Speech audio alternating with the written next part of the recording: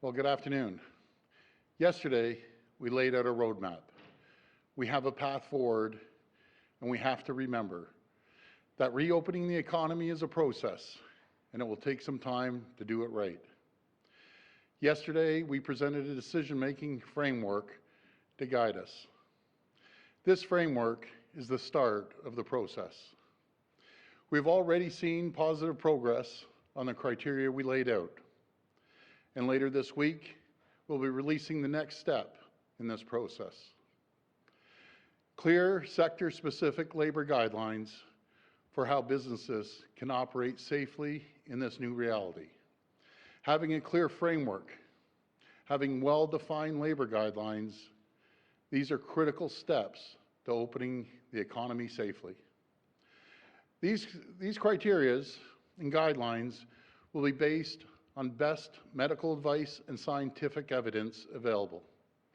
Because in the coming days and weeks, as we move to open more and more parts of the economy, as more and more workplaces open up, having clear safety guidelines in place will be critical to keeping COVID-19 at bay. And putting these pieces in place will help us move as quickly as possible to reopen the economy safely. And we can't do that critical work without talking to our job creators and entrepreneurs. As I've always said, our small business owners are the backbone of our economy. Before this crisis, they employed millions of Ontarians. We know they've been hardest hit by this terrible pandemic. It's my job, it's our job to help keep them whole and to help them adapt to this new normal, this new reality. So when we're ready to reopen, they can hit the ground running. That's why we provided over $10 billion in tax deferrals, WSIB, premium relief, and other business supports. We're delivering a $900 million program to provide commercial rent relief to small businesses and landlords. We cleared the way for restaurants and bars to sell alcohol with their delivery and takeout orders. And we allowed 24-hour deliveries so grocery stores and pharmacies can keep their shelves stocked. But we want to do more. We want to help our small businesses. We know it's not business as usual right now, and we're working with businesses to remove barriers and help them adapt, because by working together, we'll get through this crisis and come back stronger than ever before. Together, we will ensure Ontario is ready to power Canada's economic engine once again. Now, I'd like to pass things over to Minister Sarkaria. Thank you.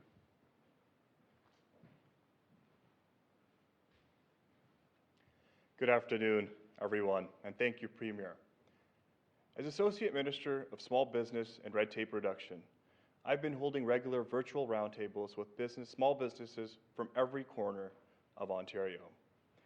Our government, in partnership with our federal partners, has taken the necessary steps to protect public health, support our families, and safeguard our economy, such as last week's Ontario-Canada Emergency Commercial Rent Assistance Program. I am always encouraged with how small businesses are pitching in to help conquer the challenge ahead and proposing ways to work together so we can end COVID-19 and recover faster. From hearing from those on the front lines in health and elsewhere on how simple changes could help them do their job better, and from businesses who tell us what they need to do to retool their operations or continue to operate in despite these challenges. This is why we are launching a new regulatory website portal called COVID-19, Tackling the Barriers. Through this portal, we want to make clear the hurdles standing in the way of the most effective and efficient response to COVID-19. Particularly, we are looking for temporary rule or regulation changes that would make it easier to assist our healthcare system in meeting emergency needs, help businesses retool operations to produce health-related products and supplies, and help businesses operate in new ways in the face of unexpected challenges. This feedback will help us prioritize the most pressing concerns and determine where temporary changes to regulations, process, and requirements make the most sense. Feedback from frontline staff, business owners, and others about their challenges with processes, rules, and regulations has already helped our government tackle some very pressing concerns, including enabling trucks to deliver 24/7 to keep food and other necessary supplies on store shelves, improving protection for seniors in retirement homes by allowing for more flexibility to address staffing needs, permitting after-hour construction for critical infrastructure, supporting the College of Physicians and Surgeons of Ontario who have allowed for the temporary certification of qualifying physicians, and permitting restaurants with a liquor license to include alcohol along with the takeout or delivery food order. With the creativity and innovation of Ontarians and a government eager to hear from the front lines, I know this new web portal will help us tear down any roadblocks standing in the way of the most effective response to this crisis. Thank you very much. We'll go to the phone line for questions. One question, one follow-up, please. First question. First question comes from Matt Simard from CBC. Please go ahead. Hi, Premier. The Quebec government announced yesterday its timeline for reopening schools, and it seems like Premier Legault is willing to take more risk and to lift restrictions faster.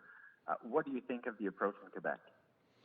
Well, that's going to be up to Premier Legault. We're taking the advice off our chief medical officer and our health table and our health experts, and we don't want to put our kids at risk. That's really what it comes down to.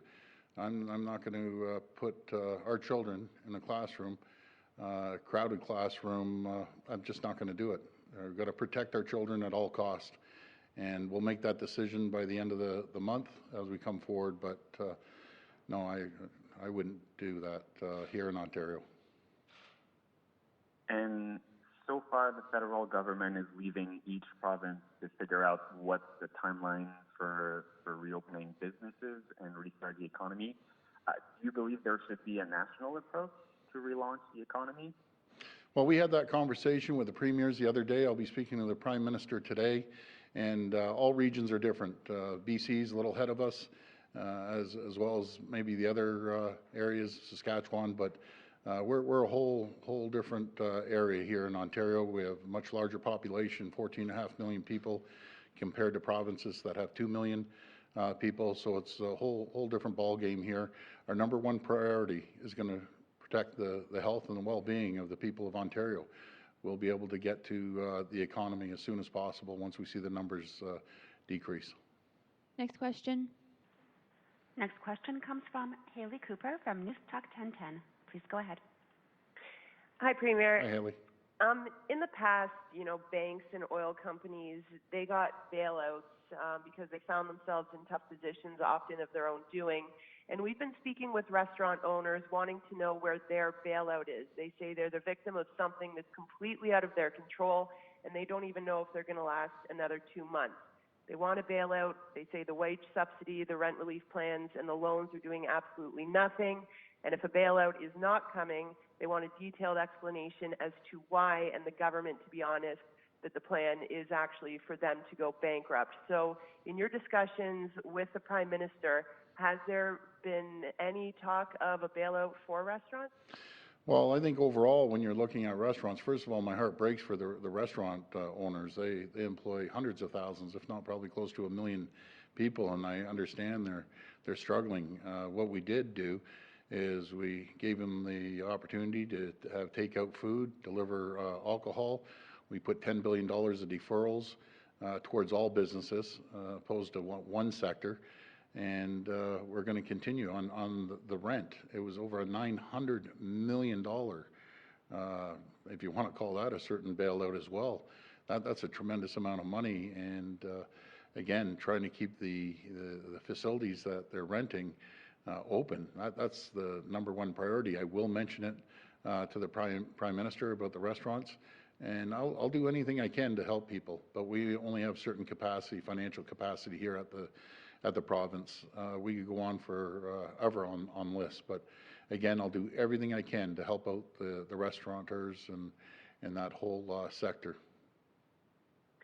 And my follow-up question regarding the $4 an hour pandemic pay increase that was announced over the weekend.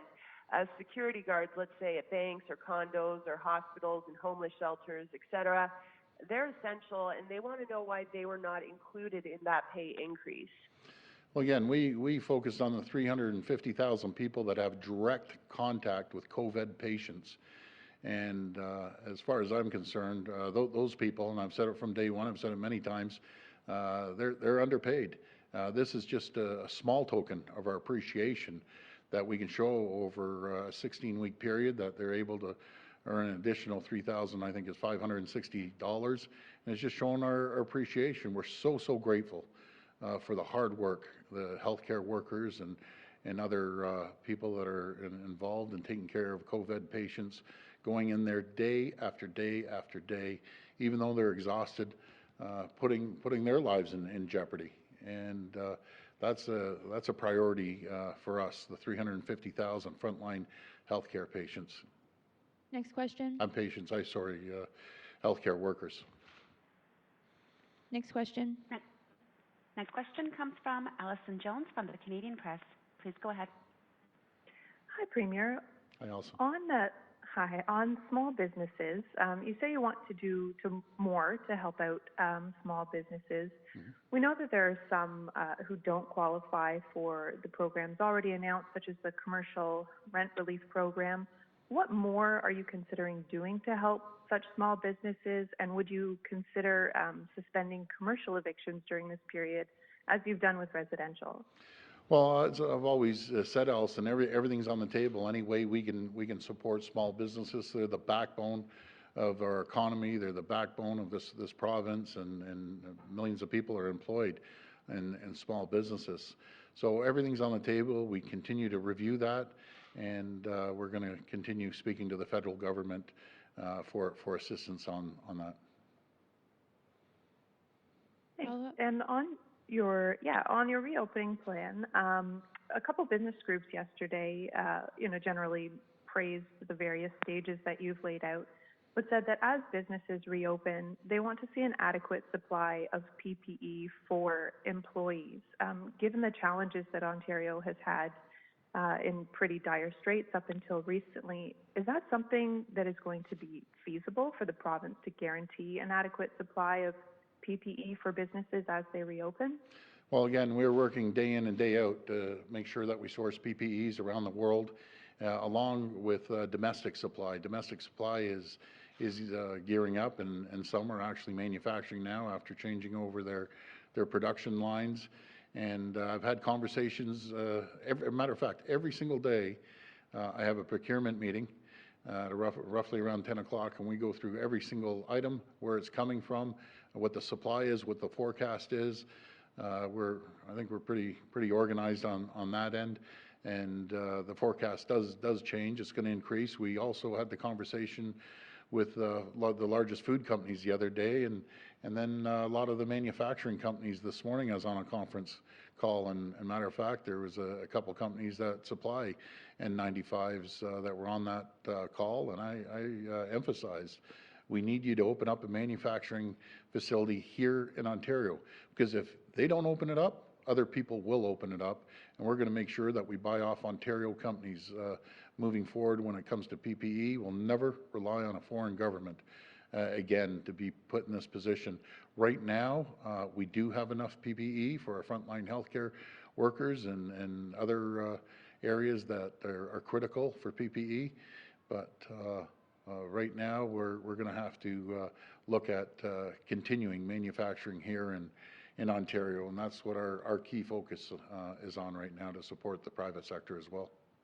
Next question. Next question comes from Randy Rath from CHCH TV. Please go ahead. Hi, Randy. Hi, Premier.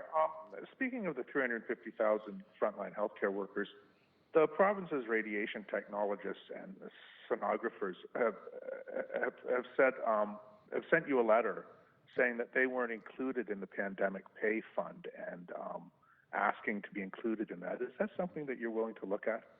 We're always willing to look at everything. We're on that one, Randy, but there's so many people out there. I just want to make sure that we take care of the 350,000 frontline healthcare workers. I understand they're part of it, and we'll be reviewing that over the next few days. Okay, thanks. As far as your plan to reopen the province, your roadmap, there seems to be two separate outbreaks of COVID in the province. One in the long-term care facilities, and one in the general public. Yeah, there is. We're living under two worlds. One, long-term care, and other facilities with congregate living, and then there's the public domain. Public domain, everyone keeps working hard. We're seeing results. Long-term care, we're working extremely hard at long-term care, putting resources in there.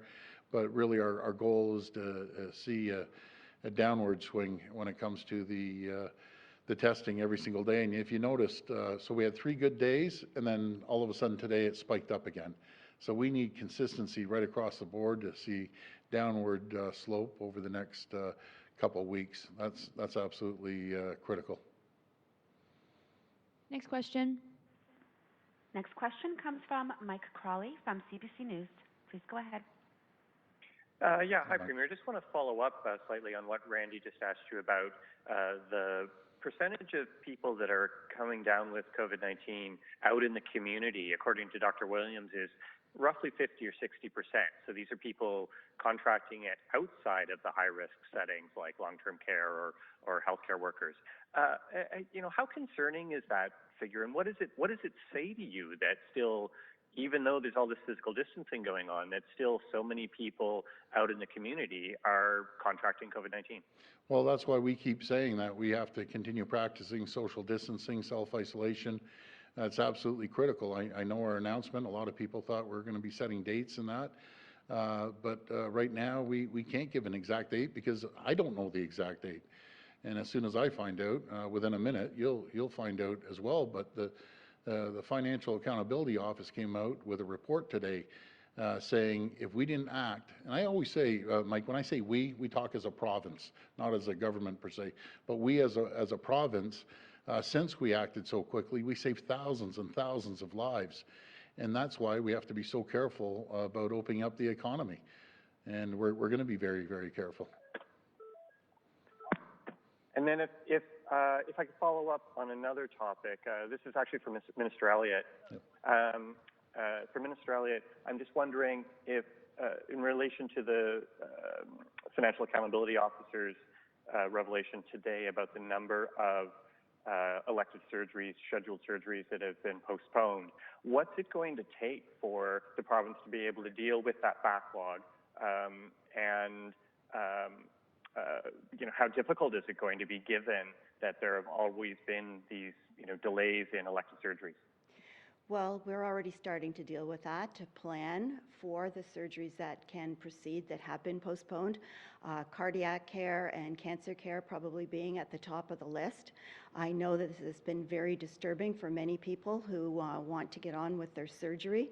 But again, we can't do it until we know that the peak has plateaued and that we see a trend to a lesser number of cases coming before us. As the Premier indicated, we saw 3 days where we had a decreasing number of cases, but they increased by 101 cases today from 424 to 525. So we want to make sure that we're not going to have increasing pressure on our hospitals with COVID-19 cases before we can start opening up those surgeries. But it is one of the top issues that we're dealing with right now because we know it is so important for so many people. We've heard from hospitals, we've heard from associations letting us know that they want to proceed with those cases. So that is among the first things that we're going to be considering as we look towards easing up the economy. But we do have to see that downward trend in cases first before we can do that. Next question. Next question comes from Laura Stone from the Globe and Mail. Please go ahead. Hi, Premier. Hi, Laura. You mentioned off the top you'll be releasing some sort of labor guidelines later this week. I'm just hoping you can expand on that, on what kind of guidelines you'll be providing businesses and which sectors you'll prioritize in these guidelines. Well, we're going to bring that out later this week, Laura, and if I can ask you, just stay tuned.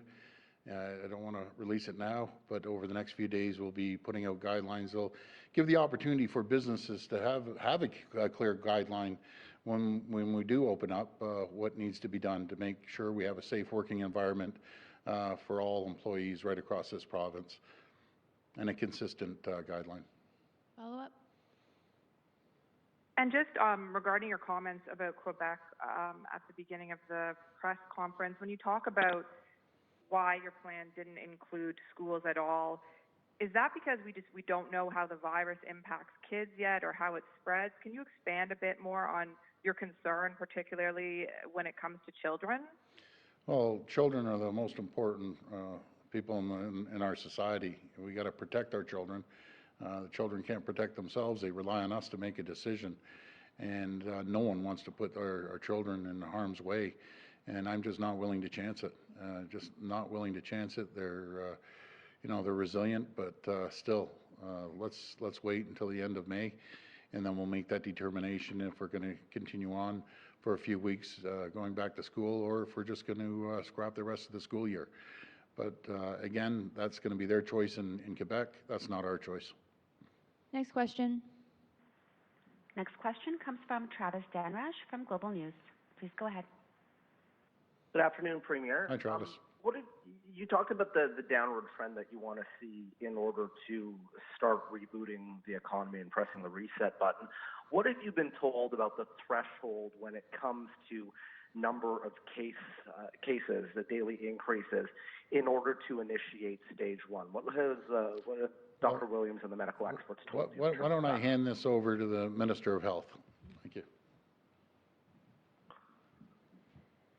Well, it's really not a number of cases per se. What we're looking at is a downward trend. So if we still keep seeing hundreds of increases in cases on a daily basis, that tells us that there's still a problem both in the community. We know there is in long-term care, but we need to see those numbers going down consistently. There may be blips in the system from time to time, but we definitely need, and Dr. Williams needs to see, a downward trend, not just a coincidence from day to day. It has to be a trend going downward before he's going to feel comfortable about allowing or letting, making the recommendation, I should say, for opening up the economy, because we all want to make sure that Ontarians are going to be safe, and we need to see that before we can open things up anymore. Okay, and I guess this question is for you as well, Minister O'Rourke. Dr. Fulton is there. Can you explain the government's rationale in not taking over long-term care homes where there are outbreaks, and why don't you think this move is necessary? Well, we discussed a number of options, but came to the conclusion that the path that we've taken is the best one for the people of Ontario. First, we asked the armed forces to come in to assist us, which they've done, and we're very grateful for that. They have gone into 5 long-term care homes now. And we also had the emergency order last week that allowed hospitals to send in some of their people into long-term care homes.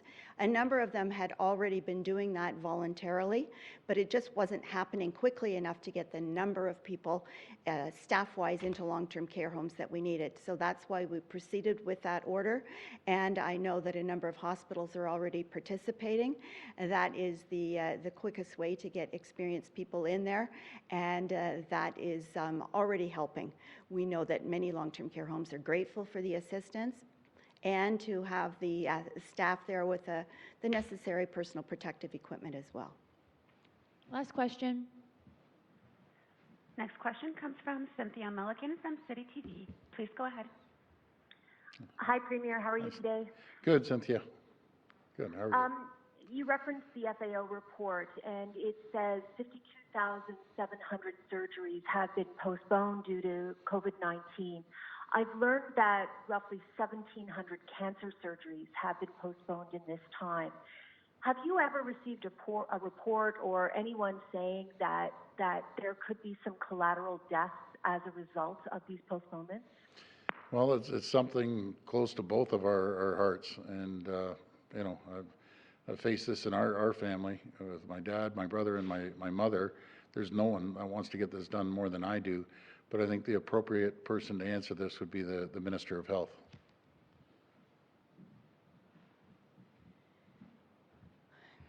Well, any death that's happened as a result of COVID-19, whether directly or indirectly, is a tragedy. We feel for those families who've lost family members, whether it has been from cancer death, a cardiac death, or a COVID-19 death. But these were decisions that we had to make.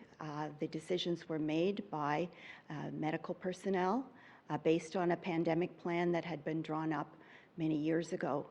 And so we wanted to make sure that we protected as many people as possible. There may be some people who die because of cardiac or cancer deaths, but we also saved thousands of lives by moving as quickly as we did. So as tragic as it is, these decisions were made by the medical people involved with people's cases and based on that pandemic plan. Minister, this is for my follow-up. This is the first time I've heard you acknowledge that there actually could be some collateral damage, some collateral COVID deaths.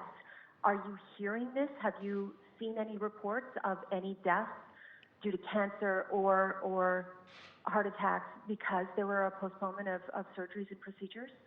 Well, I understand that a report has been released today by UHN with respect to cardiac deaths, and that has been estimated that approximately 35 people may have passed away because their surgeries were not performed. That's not something any of us want to hear. Certainly was not intended because the best medical decisions were made. But as I've said before, any death is a tragedy. So it's something that has happened. It is, I don't want to call it collateral damage because they are deaths. And that is very concerning and sad to all of us. But we were required to make decisions, as the Financial Accountability Officer said today in his report, that because of the space that was created in our hospitals and the decisions that were made to make sure that we had enough acute care and critical care beds and ventilators available for people with COVID-19, that thousands of lives were saved there. But as I said before, any death is a tragedy. Okay, thank you. Thank you, everyone.